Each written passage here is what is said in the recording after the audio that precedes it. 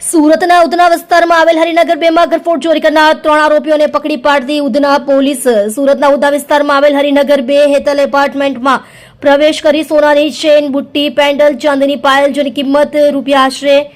57,000ની મત્તાનો ઘરફોડ ચોરી કરેલ મુદ્દામાલ સાથે 3 આરોપીઓ ઝડપાયા. તારીખ 23/3/2026ના કલાક 8:45 વાગ્યાથી કલાક 15:30 વાગ્યા દરમિયાન ફરિયાદીશ્રીના ઘરમાંથી અજાણ્યા ચોર ઈસમો ઘર નંબર 202 પ્લોટ નંબર 144 બીજો માળ હેતલ એપાર્ટમેન્ટમાં પ્રવેશ કરી ઘરફોડ ચોરી કરી ગયા હતા, જેમાં ઉધના પોલીસ સ્ટેશનની સર્વેલન્સ પોલીસ દ્વારા અલગ અલગ ટીમો બનાવી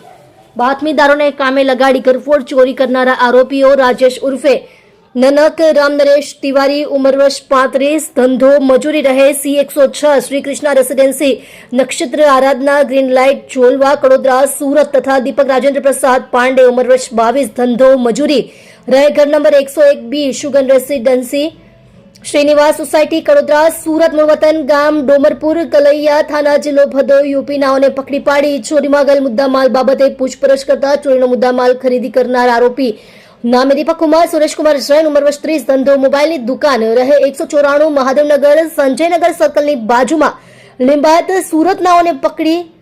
મુદ્દામાલ સાથે પકડી પાડતી ઉધના પોલીસ સ્ટેશનની ટીમે ખૂબ જ સારી અને પ્રશંસનીય કામગીરી કરેલ છે. તમે જોઈ રહ્યા છો DNY ન્યૂઝ ચેનલ રમન કૌરની સાથે.